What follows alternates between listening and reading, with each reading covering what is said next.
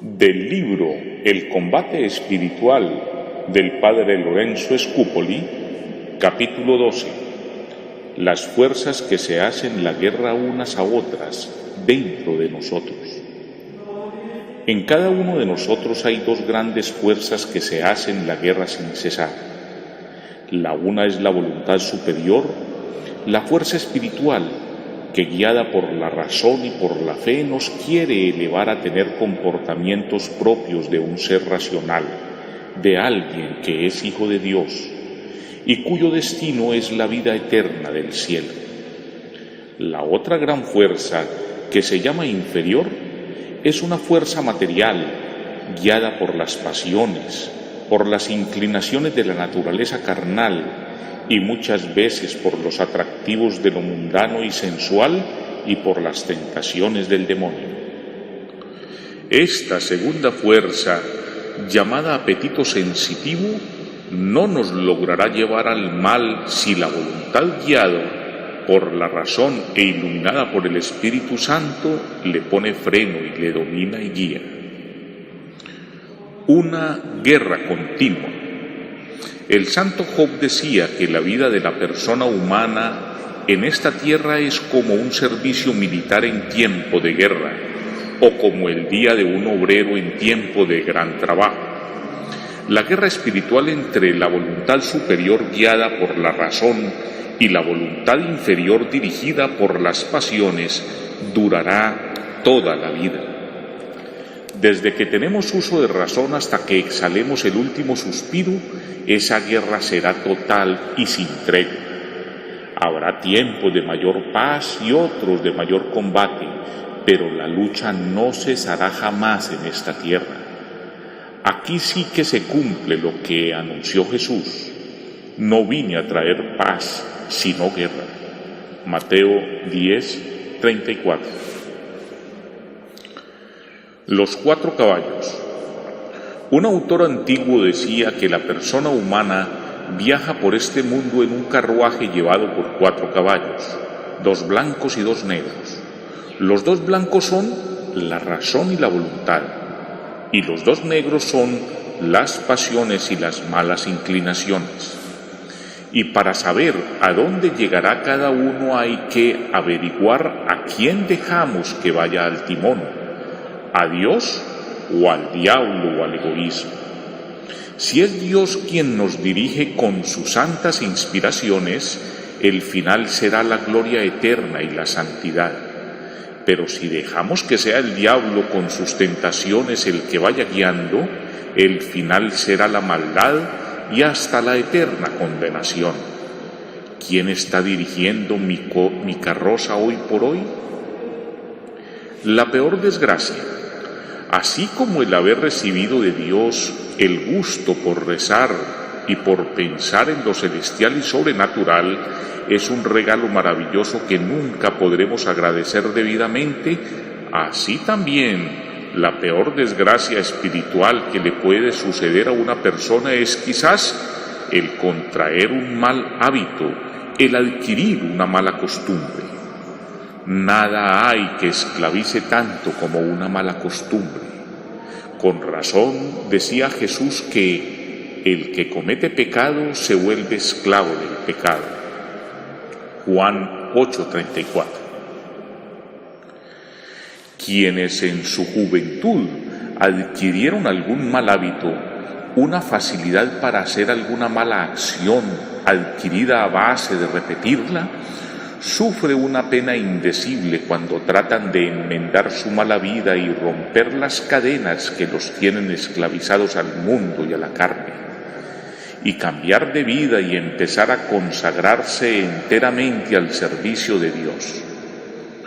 Porque su voluntad se encuentra tan poderosamente combatida por sus malas costumbres y tan debilitada por la repetición tan frecuente que han hecho de los malos actos, que ahora sienten como si tuvieran una segunda naturaleza y los golpes que reciben de parte de sus malas inclinaciones son tan fuertes y violentos que sin una gracia o ayuda especial de Dios no serán capaces de resistirlos sin caer una y otra vez. En esto se cumple lo que decía San Pablo: hago el mal que no quisiera hacer y en cambio el bien que sí quisiera hacer no lo logro hacer. Advierto en mi carne una ley e inclinación que va contra la ley de mi razón y me esclaviza. Es la ley del pecado, la inclinación a hacer el mal. Romanos 7:18. Una felicidad y un fracaso. Esta lucha que acabamos de describir no la sufren tanto dos clases de personas. Uno, los que ya se acostumbraron a vivir en gracia de Dios y sin malas costumbres. Y segundo, quienes se acostumbraron ya a vivir en pecado y esclavos de sus vicios.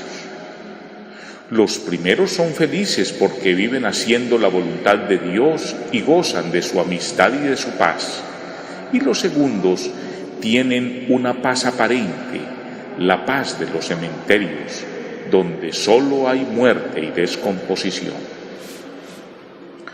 Otra condición sin la cual nadie se vaya a hacer la ilusión de que logrará adquirir la virtud y la perfección y servir a Dios como conviene si no se dedica a negarse a sí mismo, a llevarles la contraria a muchas de sus inclinaciones y deseos de vida fácil y cómoda, y si no tiene firme resolución de sufrir y vencer la antipatía que en su misma persona siente hacia el renunciar a muchos pequeños placeres que se lo presenten. Jesús decía: el reino de los cielos padece violencia y los que hacen violencia a sí mismos la conquistan. Mateo 11:12. En la subida hacia la perfección encontramos muchos que quedaron a la mitad de camino y no pudieron seguir adelante y progresar porque les faltó una condición: negarse a sí mismo, llevarse la contraria. Y se quedaron corriendo detrás de engañosas mariposas de gozos aparentes y recogiendo flores sin perfume de pequeños gustos que no satisfacen plenamente y no lograron subir a la cumbre de la santidad.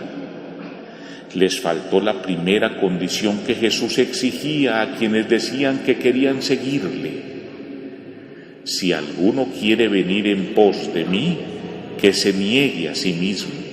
Mateo 16:24. ¿A cuántos pequeños afectos y gustos terrenos he renunciado para lograr ser fiel a Jesús? Si en este día hiciera en un hilo un pequeño nudo por cada vez que me he negado y he ofrecido algún pequeño sacrificio, ¿cuántos nudos lograría hacer? En el día del juicio esa cuenta aparecerá muy clara, y cuanto mayor sea el número de las veces que me negué y me llevé la contraria, tanto mayor será mi premio en el cielo. La causa de que sean tan poquitos los que triunfan.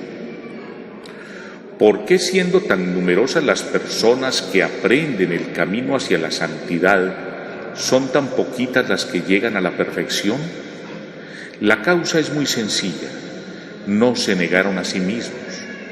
Es verdad que muchos de ellos se libraron quizás de grandes caídas y de contraer terribles vicios, pero luego en la subida hacia la perfección perdieron el ánimo y se desalentaron porque vieron que esto de negarse a sí mismo es oficio de todos los días y de todas las horas, y no se dedicaron a combatir los residuos de la propia voluntad y de malas inclinaciones que todavía quedaban en su naturaleza, y a dominar las pasiones que cada vez iban encendiéndose y renovándose en su corazón, y dejaron que todo esto se apoderara de su espíritu y les impidió el ascenso a la santidad.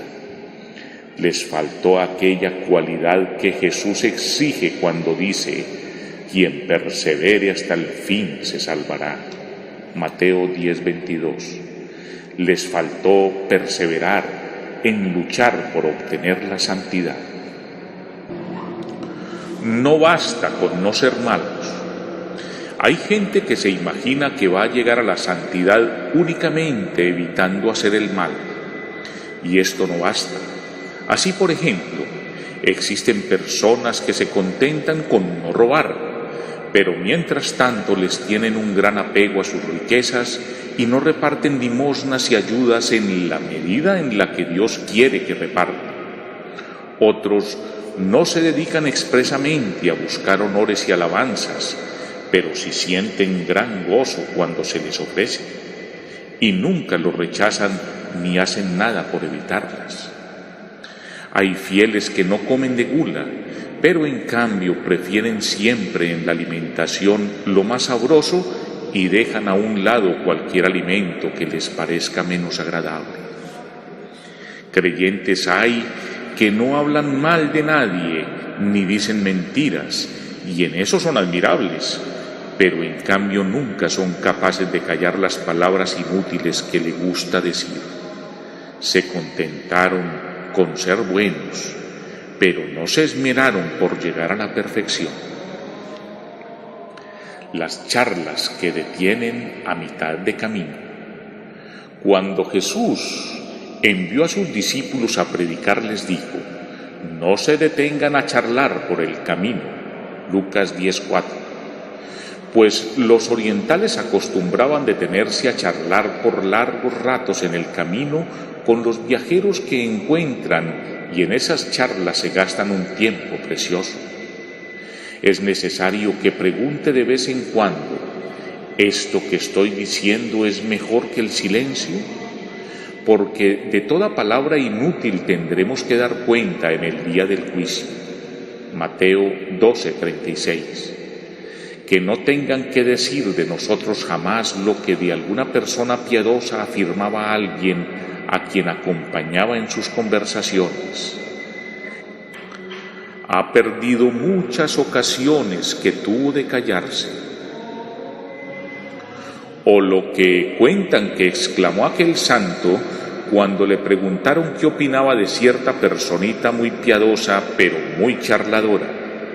Es buena gente, pero desafortunadamente no le ha logrado poner puerta a su lengua para tenerla un poco más cerrada. ¿Qué fue lo que te puso así?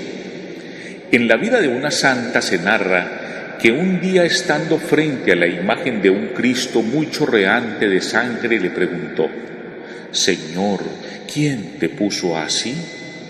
Y le pareció que el Cristo le respondía: tus charlatanerías inútiles. ¿Qué me enseñará este ejemplo? Peligro. Quien no domina su lengua tiene el peligro de no ser capaz de dominar tampoco sus demás pasiones. Se cumplirá lo que dice la imitación de Cristo. Así de libertina y de poco mortificada como tiene su lengua, así tiene las pasiones y malas inclinaciones. Al contrario, el ejercicio de voluntad que hacemos para tratar de que nuestra lengua no diga lo que no debe decir y diga siempre lo que más conviene, irá fortaleciendo de tal manera nuestro carácter que sin darnos cuenta iremos adquiriendo fuerzas para dominar también las pasiones y las malas inclinaciones. Una ilusión. Muchas almas que se dedican a la vida espiritual caen en una ilusión que no es fácil de descubrir al principio. Ilusión es imaginarse que sí existe y es lo que en realidad no existe ni es como uno se imagina. Y su ilusión consiste en pensar que en verdad se está progresando en santidad y perfección, cuando lo que se está haciendo es seguir los propios gustos e inclinaciones. Muchos creen que están obrando por amor a Dios, cuando lo que están haciendo es amarse a sí mismos. si en verdad se puede llamar amarse a sí mismo el seguir los propios antojos. Y así eligen los ejercicios y prácticas de piedad que están más de acuerdo con sus gustos y rechazan y dejan a un lado los que les causan alguna molestia o no les agradan mucho. El remedio. La solución para evitar caer en esta ilusión consiste en acatar de buena gana las penas y dificultades que se nos presentan cada día en el ejercicio de la perfección, pues cuanto mayores sean los esfuerzos que tenemos que hacer para cumplir con lo que debemos hacer, tanto mayores serán las victorias y premios que Dios nos concederá, y con mayor seguridad conseguiremos las virtudes que necesitamos. Por eso un famoso santo, a uno que le pedía un favor, pero que luego le dijo que mejor no lo hiciera porque el hacerlo le iba a costar un serio sacrificio, le respondió: «Y si no me costara sacrificio, ¿qué premio me va a dar nuestro Señor? Lo bueno de los favores que hacemos es que nos cuestan sacrificio». El reino de los cielos exige hacerse violencia a sí mismo, y los que se dominan a sí mismos lo consiguen. Mateo 11:12.